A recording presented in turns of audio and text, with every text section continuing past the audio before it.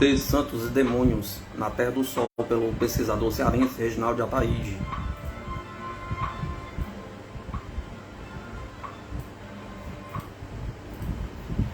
Fenômeno chupa-chupa do Nordeste à Amazônia. Vós sois cá de baixo, eu sou lá de cima. Vós sois deste mundo e eu deste mundo não sou. Cristo em Evangelho de São João.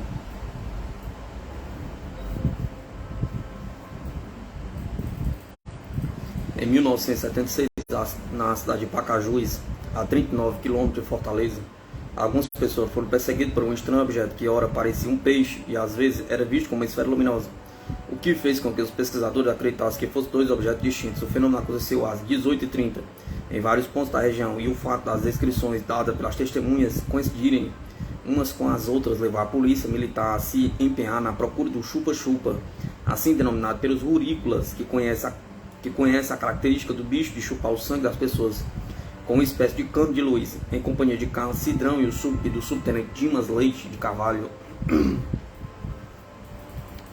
Este pesquisador esteve no local entrevistando a senhora Maria Soares, que, acompanhada do seu sobrinho José, escaparam milagrosamente ao sentir uma picada no corpo, seguida de uma imediata tontura e sensação de secura na boca. Ambos com os mesmos sintomas jogaram-se embaixo de um pontilhão e ali permaneceram por mais de meia hora, quando então o chupa resolveu ir embora. Por sua vez, o taxista José Francisco Bezerra foi perseguido em seu Fusca por um feixe de luz que voava de um lado para o outro na estrada BR-116, onde havia feito um frete. A certa altura ele foi obrigado a descer um barranco não muito profundo para se esconder num cajueiro, evitando assim maiores consequências, enquanto o UFO permaneceu parando sobre os pés de cajus com um zumbido estridente. Decorrido algum tempo, não se sabe ao certo quanto o estranho objeto, que deveria medir aproximadamente 5 metros, partiu numa velocidade muito grande, balançando os galhos das árvores. O José nos relata ainda que um policial militar, ao se deslocar até por uma estrada secundária, viu entre as árvores algumas coisas parecidas com uma tartaruga luminosa. Com medo, disparou 3 tiros na direção da coisa, que não reagiu, mas soltando um forte assobio, subiu na horizontal, levantando poeira e folhas do cajueiro. 2 dias antes desse fato, os pescadores José Alves e Chiquinho, de 48 e 37 anos respectivamente, foram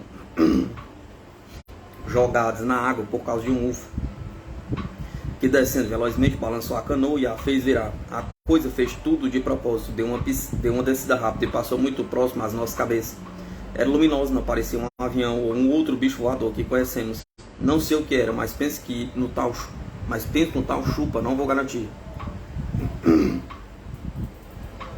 As informações eram sempre as mesmas.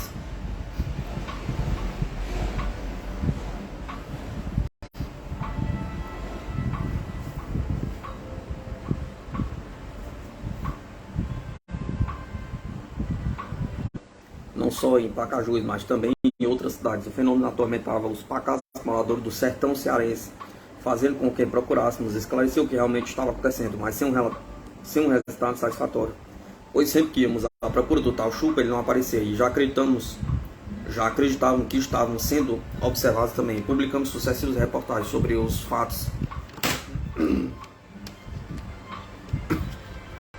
mas o tempo foi passando e não se ouviu mais falar na presença de tais objetos naquela região.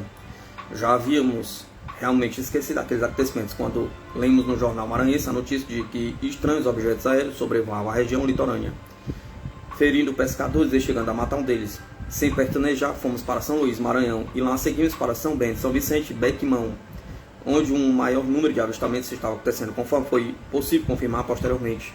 Toda a imprensa maranhense noticiava os fatos, e o Jornal do Estado do Maranhão trazia a manchete: OVNIs nos céus da Baixada. Nem precisamos falar muito na repercussão dessa chamada. Todos os jornais foram rendidos em pouco tempo. E depois do impacto da notícia, aumentou quando a difusora de São Luís apresentou a gravação de uma aeronave possivelmente alienígena, pois fugia a tudo que se conhecia. O objeto tinha a forma de um Y e liberava uma chama na parte inferior, além de soltar um raio luminoso mercurial que liberava um calor insuportável em direção às pessoas e animais. As vítimas tinham seus reflexos reduzidos, sentiam seu corpo aquecer, tontura e, em alguns casos, até mesmo desmaiavam.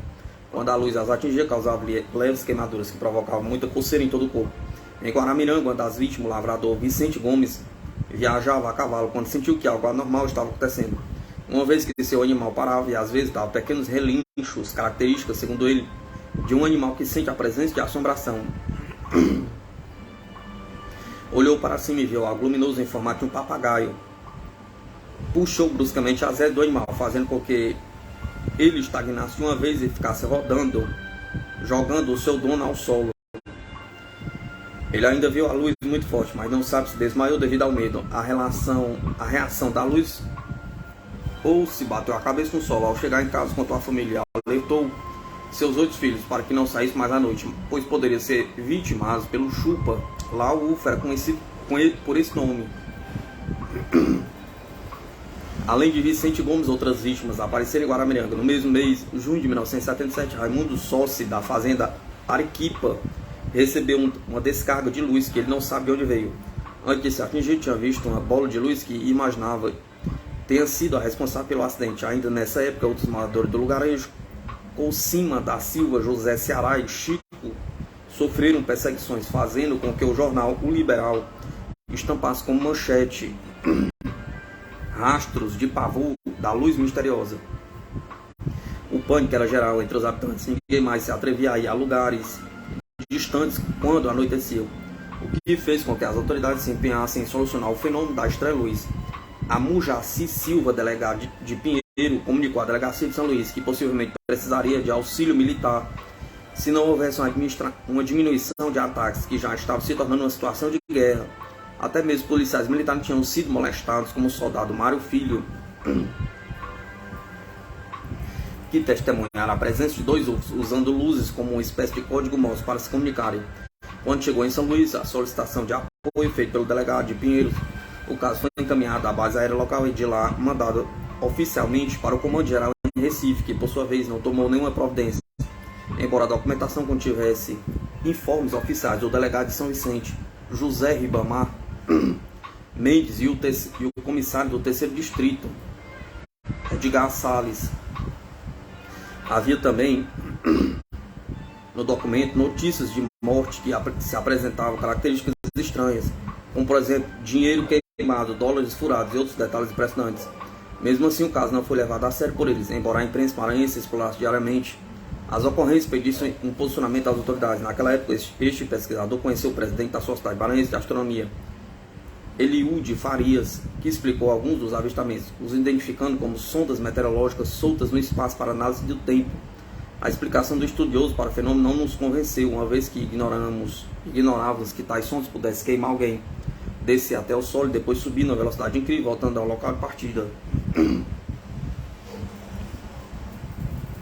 Não entendemos também como sondas meteorológicas poderiam se apresentar em forma de Y, peixe, bolas de fogo e deixar sair do objeto, e deixar sair de seu bojo depois de aterrissar seres humanoides, como testemunhado pelo João Batista Souza, em Barra do Corda, Maranhão. Segundo o respeitado fazendeiro maranhense, uma enorme esfera de luz desceu ao solo, soltando um humanoide por uma portinhola que se abriu na sua estrutura.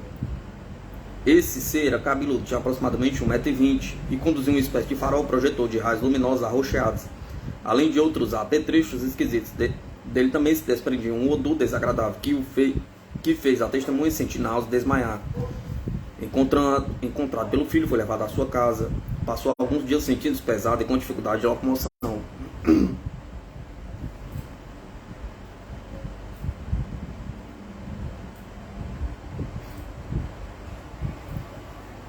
Objeto discorde zigue-zagueando nos céus. Ainda no mesmo período desse acontecimento, no dia 25 de abril de 1977, os humildes pescadores que viviam na Ilha do Caranguejo, Maranhão, presenciaram inúmeros objetos discordes zigue-zagueando nos céus do lugarejo. Eles eram redondos, silenciosos, possuíam luz vermelha muito forte no centro e várias outras rodopiando ao seu redor, com cor diferente das conhecidas pelos nativos. O fenômeno foi testemunhado por centenas de pescadores e seus familiares, provocando temor entre as crianças, que choravam e corriam para se esconder dentro de suas casas. O avistamento demorou alguns minutos, depois as luzes apareceram no céu escuro coberto de nuvens. No outro dia soube-se que um fazendeiro tinha sido queimado com um raio vindo de um objeto que descera em sua propriedade.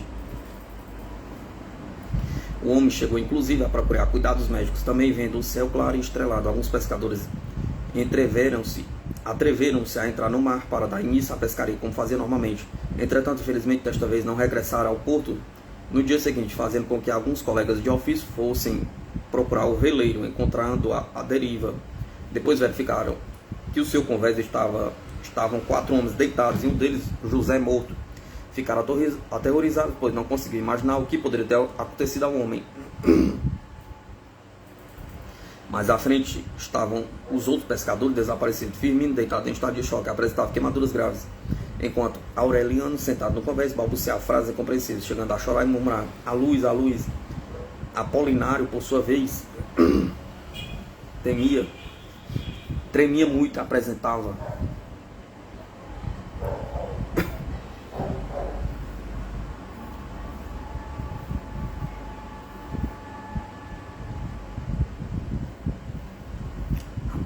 queimaduras sérias nos ombros superiores. Também em estado de choque, apenas olhava para os colegas que haviam chegado, mas parecia não reconhecer ninguém, ou mesmo saber onde estavam. Levados para São Luís, foram atendidos no Hospital Presidente Dutra e seus ferimentos, depois de tratados, demoraram a cicatrizar, deixando os médicos sem explicação para o fato. Ainda hoje eles procuram levar uma vida normal, como antes do contato, mas guardam sequelas horríveis, como a amnésia parcial, impotência sexual, tremores constantes e sonhos terríveis, os quais juram ser atacados por um enorme urso, igual ao que presenciaram anteriormente na ilha. Outros acontecimentos na mesma ordem atormentaram a vida dos maranhenses. Os municípios de Tutóia, Barreirinhas, Primeira Cruz, Pinheiro, Penalva, Viana e Pindaré foram alvo de voos misteriosos efetuados por naves alienígenas, que fizeram os militares deslocar de seus quartéis para tentar esclarecer o que realmente estava acontecendo. Mas não obtiveram resultado. Em todas essas cidades visitadas por tais objetos, o Centro de Pesquisa Ufológica tentou captar a verdade, documentando tudo, mas sem podermos realmente declarar as certezas que todos buscam acerca do fenômeno UFO. Qual o planeta de origem de tais UFOs e o objetivo de seus tripulantes, os ufonautas perguntam. Pretendem conquistar a Terra ou apenas pesquisar nosso habitat? Pergunta. No caso dos trágicos contatos, será que eles não intencionalmente prejudicam a saúde ou provocam a morte de alguns terrestres em busca de descoberta para a sobrevivência de suas espécies? Pergunta. Recebemos informações de que o UFO, com as mesmas características avistados no Ceará e Maranhão, estavam aterrorizando as cidades interioranas do Pará.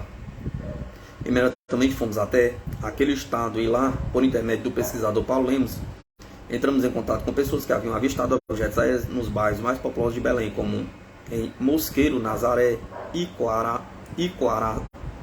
Icoaraci, Murini, Cigana e Canudos. Contatos de vários graus havia acontecido, tendo seus detalhes confirmados por testemunhas. Isso deixou-nos certo de que ali estavam mais um importante caso ufológico para ser desvendado. Entre as várias pessoas que avistaram o fenômeno, entrevistamos o comissário de polícia Ronaldo da Silva, Antônio Sodré, o motorista Raimundo Nonato Trindade e a estudante Maria da Paz, além de José Maria da Silva, Terezinha Souza e mais 19 pessoas. Dentre os entrevistados, destacamos os funcionários da SUCAM, pois, segundo eles, quando estavam na fazenda em companhia do caseiro Raimundo Marques e do mecânico Vavá, o objeto veio lentamente, silencioso e baixou até ficar no topo das árvores, mantendo seu foco de luz direcionado ao solo. Possuía pequenas janelas na parte superior. Parou, jogou a luz em várias direções, inclusive para o telhado da casa grande, e depois, acelerando, subiu verticalmente com extrema velocidade. Roberto Vasconcelos Lima e seu tio Francisco Alves Lima, ambos cearenses e residentes na capital paraense há 5 anos, estavam sentados no alpendre da casa em que moram, em frente a um terreno baldio, quando às 1h30 da manhã viram algo descendo silenciosamente com uma luz direcionada ao terreno, que fica a aproximadamente 40 metros do local em que se encontravam. Os dois se abaixaram, pois por trás de uma mureta, para que pudessem observar o movimento sem serem vistos, pois sabiam dos casos que estava acontecendo no Pará. O objeto ficou rodopiando em seu eixo. Era verde e fosco, que tinha cerca de 2,50 metros de diâmetro. Possuía uma cinta marrom larga e uma porta transparente que possibilitava às testemunhas visualizarem o seu interior, constatando assim 3 figuras humanoides sentadas em cadeiras dispostas, uma na frente e 2 atrás. O ser que se encontrava à frente segurava algo como uma mancha ou uma alavanca, enquanto que os dois de trás apenas se inclinavam sobre o ombro dele, buscando observar melhor o ambiente externo. O rapaz e seu tio, apavorados, se esconderam novamente e gritaram, pedindo ajuda aos outros parentes que estavam dentro da casa. Ouviram neste momento um zumbido muito forte. Em seguida o UFO começou a subir e em certa altura aumentou o barulho e desapareceu velozmente no céu. Os familiares Paulo Ayrton, César e Maria das Graças viram o objeto subindo e depois desaparecendo nas nuvens. O fato chegou ao conhecimento da delegacia do bairro, onde o responsável declarou que aquele seria o 28º caso comentado naquele dia. Infelizmente, nada podia fazer a não se anotar a ocorrência. Essa foi realmente uma cena, acreditamos, jamais presenciada em todo mundo. Manuel Bahia, a professora Noemi Bahia, mais 19 testemunhas viram quando os dois UFO de pequenas proporções em alta velocidade e grande altura partiram velozmente para um loop que não deu certo, pois ambos colidiram, explodindo e fragmentando-se em milhões de pedaços incandescentes, os quais iam se evaporando antes de tocar o solo. Um destes fragmentos caiu próximo às testemunhas, que correram amedrontadas enquanto observaram que, ao tocar o solo, os pedaços ferviam e evaporavam, transformando-se numa fumaça roxa luminosa, parecia fosforescente, transparente ao mesmo tempo. Foi lindo e amedrontador. Isto é realmente o fim do mundo, informou Manuel Bahia. UFOs na zona litorânea. Alguns jornais do Ceará, Piauí, Maranhão e Pará levaram os conhecimentos do público todas as aventuras em torno dos avistamentos na zona litorânea do norte e nordeste brasileiro. Como relatados abaixo, o Ceará foi alvo de ataques alienígenas e logo após, como no itinerário devidamente planejado, tivemos os casos maranhense e paraense. Depois outras cidades como Mosqueira, Espírito Santo, Santo Antônio do Tauá, Santo Antônio de Imbituba, Vigia, Curuçá, Marapani, São Domingos do Capim, Magalhães Barata e até mesmo Macará. Os UFOs eram cada vez mais frequentes na região. Não sabemos se devido à quantidade de rios e matas que facilitavam a camuflagem ou é algo existente nesses locais que realmente interessa aos possíveis ufonautas. A realidade é que esteve ali um dos mais fantásticos casos extraterrestres, comparado apenas ao caso Baturité, que envolveu 7.000 pessoas como testemunhas de 6 UFOs, no verdadeiro espetáculo público. Em Vigia, o delegado da polícia, Alceu Marcílio de Souza, conta que testemunhou em companhia do comissário de polícia Benjamin Amin as evoluções de naves alienígenas, começou e comunicou oficialmente às demais autoridades o que presenciaram. Em Santo Antônio de Imbituba, Maria Assunção declarou que viu um objeto parecido com um helicóptero, o que nos deixa pensar que realmente fosse, uma vez que naquele dia estava sendo usado para pesquisar algumas denúncias. Iniciava-se assim a famosa Operação Prato, um esquema montado pela Força Aérea sob a orientação do 1º Comando Aéreo Regional, Comar, e que tinha como comandante, naquela ocasião, o coronel William G. Holanda, e com o qual estivemos procurando mais detalhes. O coronel William G. Holanda, muito reticente, contou que realmente algo de anormal acontecia nos céus do Pará e que o Comar estaria tentando esclarecer, montando base acampamento nos principais pontos de avistamento. Declarou ainda que uma das dificuldades encontradas para um possível contato eram os próprios nativos que, ao avistar os objetos, soltavam fogo de artifício, batiam em latas ou camburões e faziam uma algazarra medonha, não permitindo assim que houvesse uma aproximação maior. Nos contou que, em certa ocasião, numa pista de aterrissagem improvisada, um UFO aproximou-se, dando a impressão de que desceria para estabelecer um contato oficial. Mas alguns moradores nas imediações soltaram seus artefatos e bateram com tanta força nas latas secas de querosene que o UFO subiu vertiginosamente, desaparecendo nos céus. Falou também que existiam outras hipóteses para o fenômeno, além de detalhes que ele não aceitava, como por exemplo, que os objetos vistos fossem contrabandistas de areia monazítica, alguma experiência feita pela Petrobras ou artefatos do projeto Randan. Apesar disso tudo, o coronel tinha certeza, pelos filmes que possuía fotografias, que se tratava de naves alienígenas, à procura de algo em nosso território. Segundo ele, se assim não fosse, por qual motivo o governo brasileiro estaria gastando dinheiro? Sei que é verdade, mas não posso falar. Logo que entrar na reserva, publicarei um livro contando tudo. Aliás, já tenho a documentação necessária, pois sempre que fotografo, filmo ou envio um relatório, fica uma cópia em meu poder. O coronel William G. mostrou mostrou a este pesquisador algumas fotos, permitindo-nos levar uma delas, por sinal, muito mal batida. A aeronáutica passou mais de 120 dias na região, documentando todos os fenômenos, enquanto os filmes rodados eram enviados para Brasília. Lá eram simplesmente arquivados, não sabendo realmente o que a que conclusão haviam chegado, permanecendo para civis e leigos secretos. Tal situação, é claro, não podia deixar de ser diferente, principalmente no período de regime de força criado pela ditadura em 1964, que mantinha uma severa censura, não permitindo que a imprensa ou mesmo civis entrassem em locais considerados importantes para os militares. Os acontecimentos não poderiam ser encobertos, pois agora, com mortes e pessoas sofrendo consequências sérias, médicos, enfermeiros e hospitais teriam que participar da operação Prato, mesmo sem o consentimento das autoridades. Entre os envolvidos civis, no caso, destacamos a doutora Velaide Cecim Carvalho, que teve o privilégio de ver um desses objetos quando se deslocava para o hospital. Vejamos o que ela escreve. Nunca vou esquecer, foi uma coisa mais linda e fantástica da minha vida. Ali no céu estava um cilindro voador que refletia uma luz muito clara. Voava em espiral. Nas extremidades havia luz, na parte superior era vermelha e embaixo violeta. Ao se deslocar parecia deixar um rastro luminoso pelas extremidades que se evaporava rapidamente. De início pensei que fosse pousar, mas de repente começou a subir até desaparecer no firmamento. Não vi nenhuma janela ou dispositivo sobre sua superfície. Era grande e voava silenciosamente. O fenômeno foi presenciado por dezenas de pessoas que se encontravam na praia. E elas corriam para suas casas. Também tentei correr, mas não consegui. As minhas pernas estavam pesadas. Tentei levantar a minha empregada, que estava desmaiada. Mesmo assim, pude observar tudo.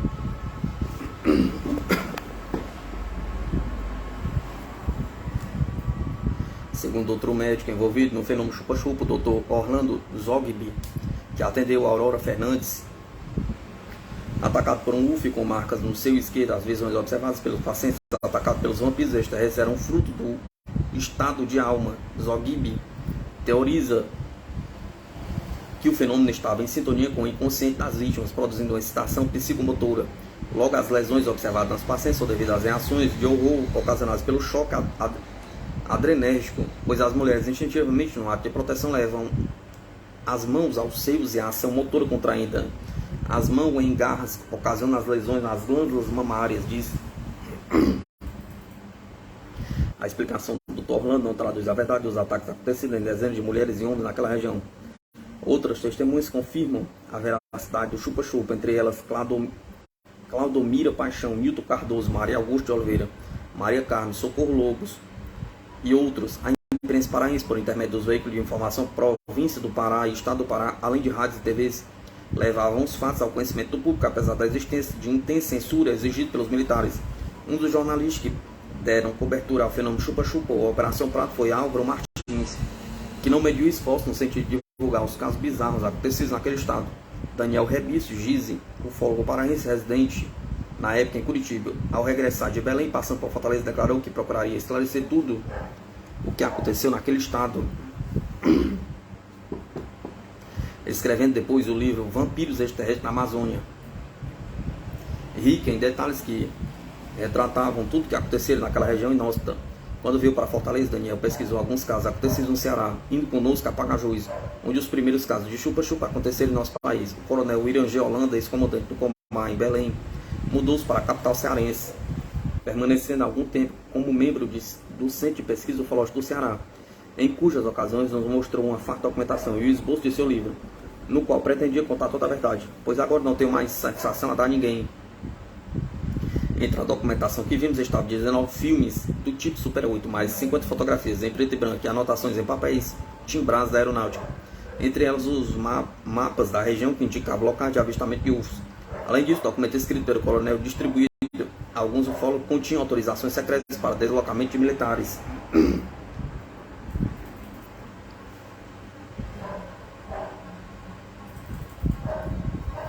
O famoso dossiê Holanda, organizado poucos dias antes do desafortunado militar ser encontrado morto enforcado no banheiro do seu apartamento. A pesquisadora Lena Belotto do Sepul teve o privilégio de também ver as impressionantes fotos em poder do coronel e, pelo que sabemos, filmes, cópias fotográficas e o rascunho do livro não foram encontrados mais. Isso em muito prejudicial, fugindo no esclarecimento do mistério.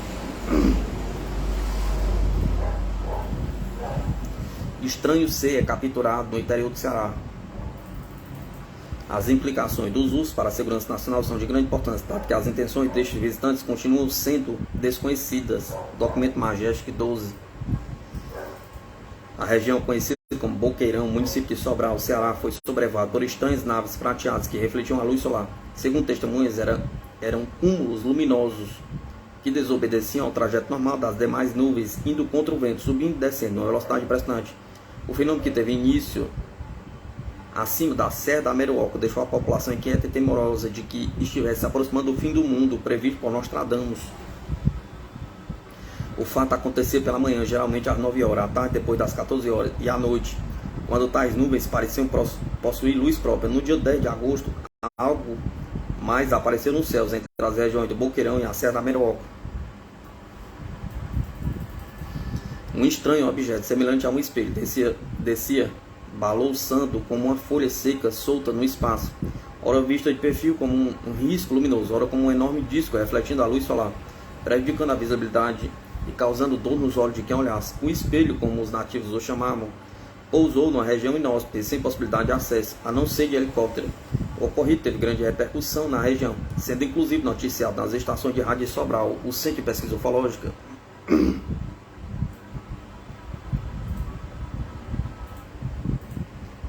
Se dirigiu ao local com o objetivo de colher todos os dados e pesquisar o fenômeno. Embora os pesquisadores não quisessem se tornar alimento de onças que campeiam na mata imprevisível, matando animais a quem se aventuria além do Boqueirão.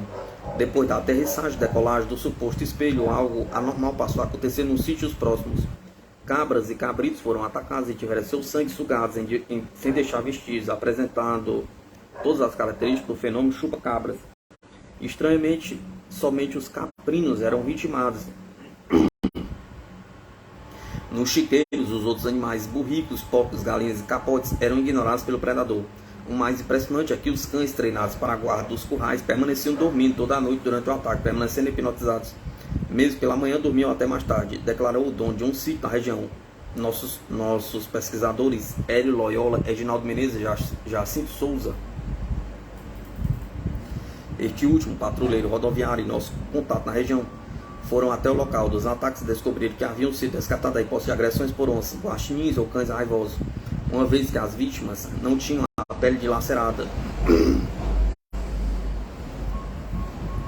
Contudo, possuíam de 1 a 3 furos no pescoço e todo o sangue era sugado sem derrame na pele ou solo. O que impressionou foi a perfeição dos furos, como se praticados por peritos ou cirurgiões. Eram redondos e tinham as mesmas dimensões e profundidades, aproximadamente de 4 a 5 centímetros, bem delineados, inclusive com o pelo raspado no tronco. As cabras, no total de 9, apresentavam as mesmas características. 3 delas escaparam com vida, embora anêmicas, cambaleantes e com incríveis furos no pescoço. Os moradores de Sobral, diante da impossibilidade de explicação para o fenômeno, resolveram montar armadilhas para capturar o animal, que agora sabiam não se tratar de uma onça. Eles também não pensavam em ET, chupacabras e outras coisas, pois ignoravam a existência de tais criaturas. No dia 11 de agosto, o caçador José Carlos, que havia montado várias armadilhas para onças, ao percorrer o trajeto das Arapucas pela manhã, deparou inesperadamente com uma presa esquisita não identificada. Apavorado com o monstro, como o chamou, foi rapidamente ao posto do Instituto Brasileiro do Meio Ambiente e de Recursos Naturais Renováveis, IBAMA, chamando 2 fiscais para tirar o estranho animal do buraco. Ele acreditava que fosse uma espécie de macaco diferente e muito grande. Levaram redes, jaulas e até arpões para capturá-lo, levando-o para a sede da repartição, onde dezenas de pessoas viram o apavorante ser. De acordo com as testemunhas, era algo com aproximadamente 1,30 m, pele reluzente, cabeça grande, quase quadrada. Os olhos, que não se mexiam, eram grandes, negros, puxados para cima sem pupilas. Possuía algo muito fino no lugar dos braços e não tinha mãos, apenas uma furadeira substituía os dedos. A cabeça não possuía qualquer pelo e afinava no queixo. O nariz lembrava nossas sobrancelhas em forma de um acento til e era muito fino, não se observava fossas nasais. A boca, também fina, era puxada aos lados para baixo. Não falava nem grunhia, apenas olhava fixamente para as pessoas. Estava numa jaula pequena que mal cabia. Permanecia em pé o tempo todo e tinha o corpo curvado para frente.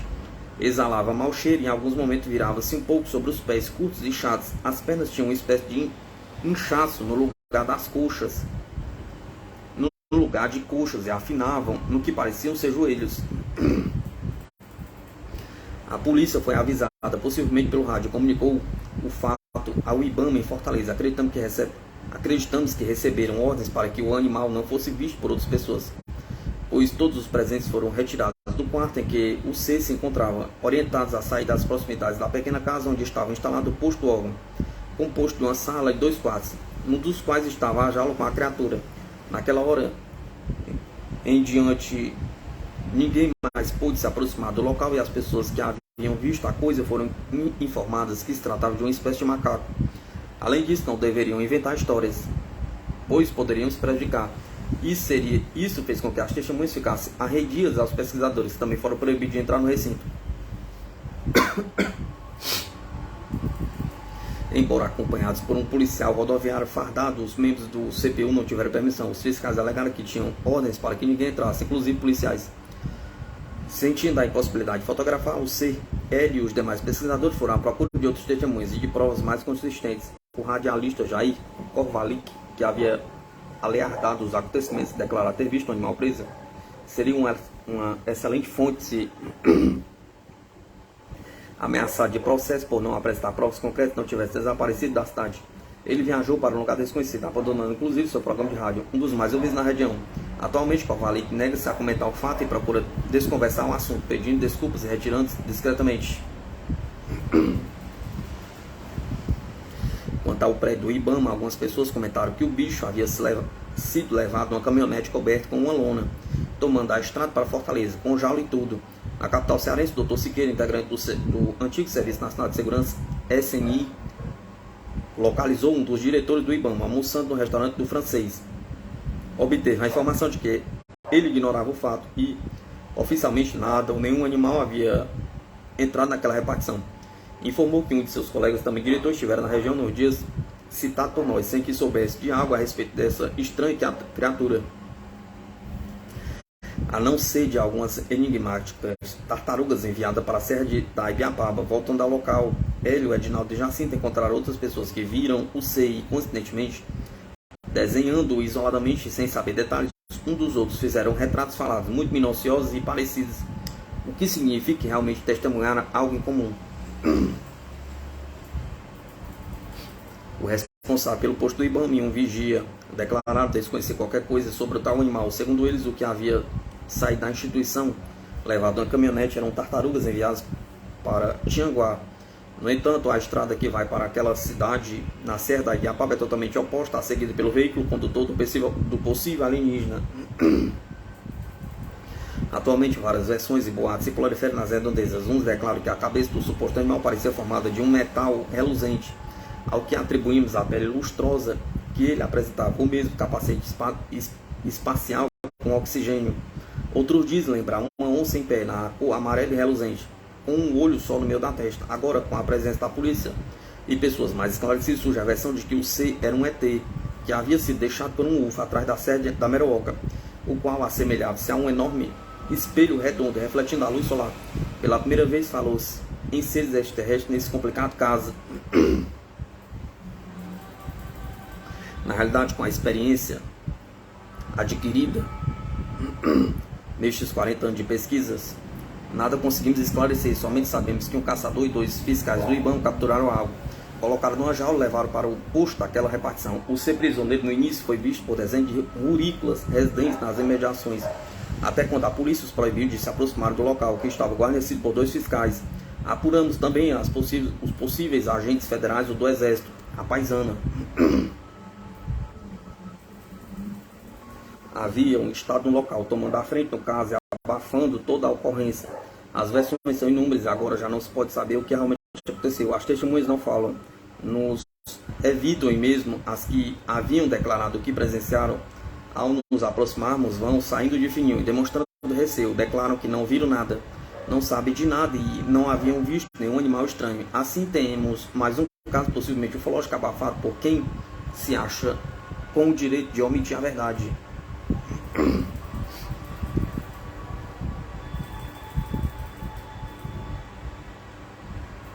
Informações complementares. O pesquisador Paulo Pongaiten, nosso contato em Santa Quitéria, cidade próxima a Sobral, conseguiu apurar que naquele dia uma funcionária da Universidade Vale do Acaraú, que é bibliotecária e reside atrás do escritório regional do IBAMA, observou que dezenas de pessoas estavam na porta da instituição, o que não é muito comum, mesmo quando chegam cobras, onças ou outros animais que já não despertam curiosidade naquele sertão hostil. Procurando saber os motivos do aglomerado, foi informado da existência de um bicho diferente no local. Por conhecer bem as pessoas que trabalham lá, tentou entrar, mas foi barrada. Sabendo da existência de um portão nos fundos que permitiu acesso ao local, entrou às escondidas, pois estava muito curioso para ver que animal era aquele. Abriu o portão e foi até onde estava a jaula, se deparando com algo realmente estranho. Suas declarações coincidem com as de outras pessoas que viram a espécie. A bibliotecária falou aos seus familiares sobre a existência desse CI. Alguns minutos depois, um helicóptero pousou nos fundos do horto florestal. Uma caixa ou jalo coberto com uma lona foi colocada dentro da aeronave, demonstrando que o ser certamente teria sido levado para o helicóptero. Ela achou anormal tal procedimento, mas quando regressou à sua casa, soube por intermédio da vizinhança que o bicho havia sido levado para o local ignorado, na carroceria de uma caminhonete. Tenho certeza de que ele havia embarcado no helicóptero. Chegou à conclusão de que a caminhonete havia sido apenas um engodo e passou a acreditar que realmente o ser horripilante seria algo muito precioso para ser tratado com tanto sigilo, embora não pudesse assegurar que realmente se tratava de um ET. As autoridades de Sobral declararam ignorar a existência do helicóptero, qualquer outro acontecimento a não ser a chegada de experts à cidade para esclarecer o acidente. No mesmo dia, um avião monimotor caiu no aeroporto, matando 3 pessoas, fato que desviou a atenção para a tragédia, ficando o caso do IBAMA em segundo plano.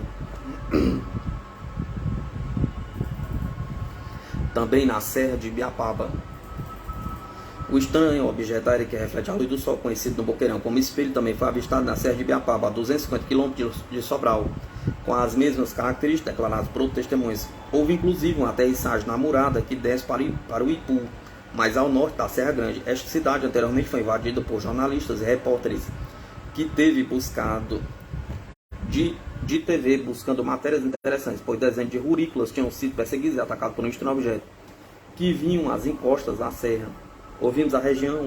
Enviamos à região patrulheiro rodoviário federal e pesquisador do CPU, Jacinto Pereira de Souza, sediado em Sobral e que já estava acompanhando o caso. Ele deveria esclarecer de uma vez por todas o que realmente acontecia na zona norte do Ceará. Lá tais fatos já haviam acontecendo há algum tempo. Entretanto, nesse momento a situação havia se tornado crítica, com o aparecimento de um objeto discórdia, parecia com um enorme espelho que flutuava no espaço como uma folha seca que às vezes permanecia imóvel, como se observando o ambiente. Em algumas ocasiões jogava raios de sol no solo e à noite emitia um feixe de luz mercurial, declarou Raimundo Vieira do Nascimento, motorista de caminhão que circulava sempre pelas estradas frias da serra. O pesquisador do CPU, em companhia de Tainan Melo, residente em Tianguá, entrevistaram Antônio Ximenes de Souza, 22 anos. Ele e mais 4 colegas do Colégio Municipal de Tianguá estavam indo para suas casas às 23 horas por uma estrada erma e distante da zona urbana, quando observaram nos céus escuros uma esfera do tamanho aproximado de um pneu de caminhão. Pararam para observar.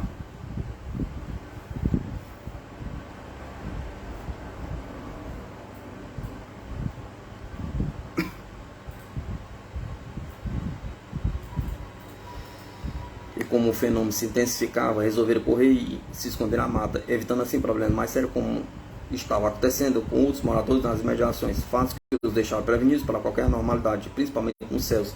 As testemunhas acreditam que UFOs observavam e possivelmente iriam atacá-los. Por sua vez, José Ferreira de Araújo, 38 anos, residente na comunidade de Bom Jesus, no mesmo período, foi perseguido por algo que voava muito baixo.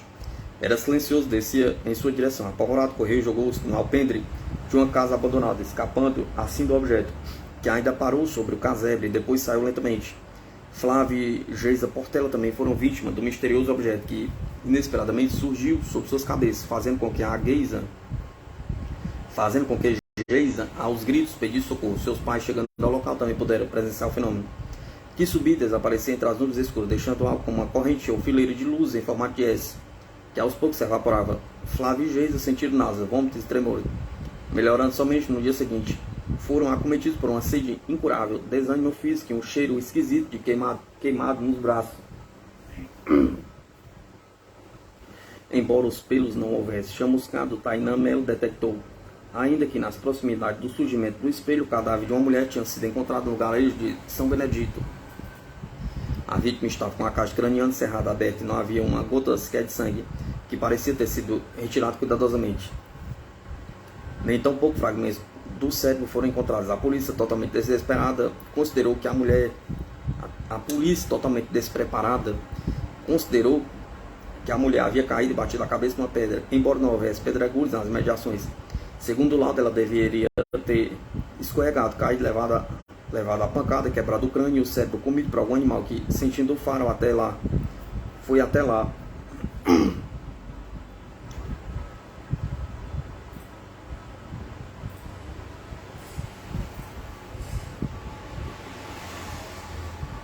Entretanto, não souberam explicar como animais deixaram de comer a carne da vítima, ou pelo menos mordido em algum lugar do corpo. Não houve explicação também para a falta de sangue no local e para suas roupas intactas, sem ao menos arranhões. O corpo foi enterrado normalmente, embora as autoridades tivessem sido comunicado que estranhas luzes sobrevoassem o local em que o fato aconteceu. Tainá tentou realizar a autópsia, mas foi impedido e até mesmo serviu de gozação por parte de quem deveria ter autorizado. Para eles, os usos são coisas da imaginação e o que teria acontecido era simplesmente mais uma tragédia muito comum em regiões com pedras como a serra. Não explicaram, entretanto, porque antes nunca havia acontecido caso semelhante.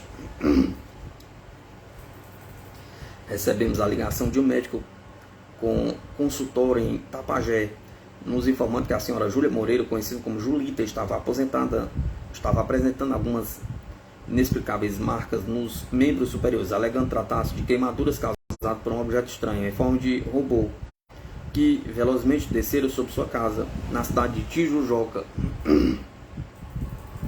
Imediatamente acionamos o patrulheiro federal e membro do Centro de Pesquisas Ufológicas, Jacinto Souza, para esclarecer o fato. Entre outros companheiros do CPU e do Centro Sobralense de Pesquisas Ufológicas, com sede em Princesa do Norte, Sobral, foram ao local conseguindo informações de Júlia e outras testemunhas. Ele informou que, aproximadamente às 20 horas, quando estava saindo da casa de uma amiga, a ouviu gritar que o estranho aparelho estava muito próximo.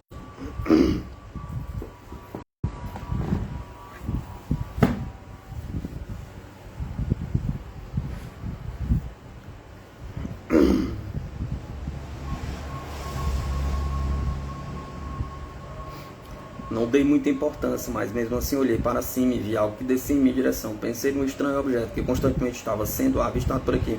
Ele ficou a uma pequena altitude, 2, 3 metros, não sei bem, parou e deixou sair de dentro algo parecido com duas pernas enormes, tipo garfos ou presas, que tentavam me agarrar pela cintura, quase na altura dos seios. Nesse momento, minha amiga me puxou pelo braço e levou-me para dentro de casa. O objeto, que parecia uma cabeça, tinha corpo grosso, cabeça grande e algumas luzes ao seu redor. Emitia um ruído esquisito e estridente, além de ser metálico e supostamente inteligente. O fato foi observado por aproximadamente 12 pessoas, e como havia conseguido um jogo de futebol, pensei que tais luzes fossem das motos dos participantes. E como havia acontecido um jogo de futebol, pensei que tais luzes fossem das motos dos participantes que estavam enfileiradas. Quando percebeu que não iria me pegar, começou a recolher as garras e subiu lentamente, desaparecendo ali do horizonte. Júlia declarou ainda que quando o UFO estava sob ela, sentiu que flutuava. Ficou desnorteada, não vendo mais o local em que estava. Parecia estar num rio com muita água circulando ao seu redor, como se afogando. Perguntava às pessoas que água era aquela que a rodeava. Depois de ingerir chás e calmantes dados por sua amiga, resolveu ir para casa, sendo levado por um rapaz, seu conhecido, que lhe deu uma bengala para se apoiar. Próximo à sua casa, não aguentou e foi caindo vagarosamente. Quando então seu colega a colocou sentada e foi telefonar para sua filha, comunicando-lhe o que estava acontecendo. Levada a um centro médico, depois de medicada, declararam que ela não tinha nada e apenas estava um pouco obesa.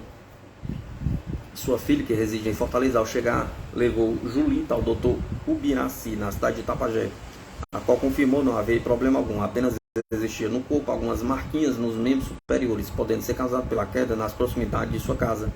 Não podendo para o médico caracterizar um ataque de desfiladores, aconselhou que Julita fosse descansar na casa de praia de sua filha, pois alegou sentir-se cansada e sem conseguir dormir. O Dr. Ubiraci orientou também que emagrecesse alguns quilos.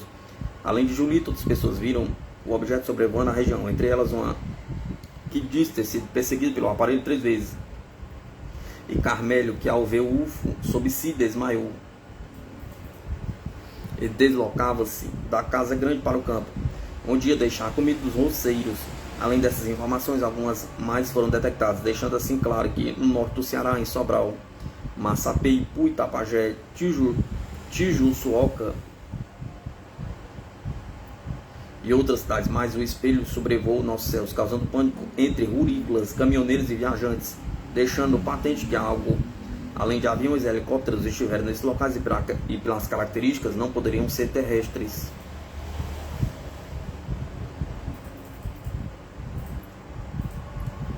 ETs, Santos e Demônios na Terra do Sol, pelo pesquisador cearense Reginaldo de Ataíde.